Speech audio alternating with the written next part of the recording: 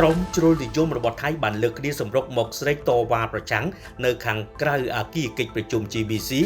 និងស្នើឲ្យរដ្ឋាភិបាលថៃលុបចោល MOU ឆ្នាំ2000និង2001ជាមួយនឹងកម្ពុជា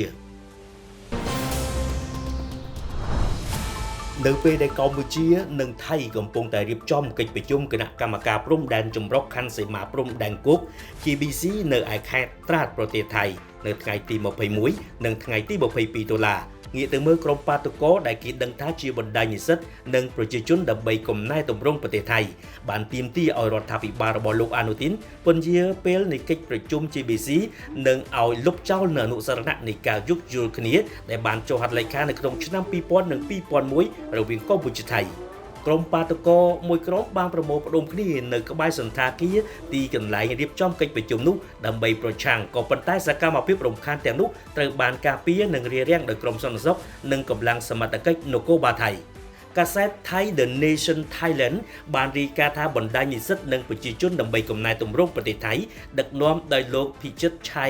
មង្គលគឺបានប្រមូលផ្ដុំគ្នានៅមុខMany Chan Resort នៅក្នុងខេត្តចន្ទបុរីដើម្បីដាក់ញត្តិទៅអភិបាលខេត្តមួយនេះសារព័ត៌មាន Thai The Nation បានផ្សាយថាពួកបាតុករជាតិនិយមថៃបានអំពាវនាវឲ្យមានការពន្យាកិច្ចប្រជុំគណៈកម្មការព្រំដែនចម្រុះខណ្ឌសីមាព្រំដែនគោកកម្ពុជាថៃ JBC និងជំរុញឲ្យរដ្ឋាភិបាលរបស់ថៃលុបចោលនៅអនុសារណៈនិងក៏មានការចុះហត្ថលេខាអ្វីទាំងអស់ពាក់ព័ន្ធទៅ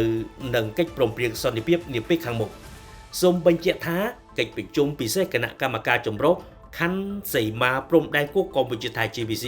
បានចាប់ផ្ដើមនៅថ្ងៃអង្គារទី21និងបញ្ចប់នៅថ្ងៃទី22តុលាឆ្នាំ2025នេះនៅក្នុងខេត្តចន្ទបុរីប្រទេសថៃកិច្ចប្រជុំលើកដំបូងដែលរៀបចំនៅរាជធានីភ្នំពេញនៅអំឡុងខែមិថុនាគឺជាកិច្ចប្រជុំលើកដំបូងនៅក្នុងរយៈពេលជាងមួយទសវត្សរ៍ហើយបានកើតឡើងចំពេលដែលមានភាពតានតឹងព្រំដែនកាន់តែខ្លាំងឡើងដែលក្រោយមកបានប៉ះទង្គិចគ្នារហូតមានការបង្ហូរឈាមដោយកងទ័ពរបស់ថៃបើកការវាយប្រហារមកលើកងទ័ពកម្ពុជាមុន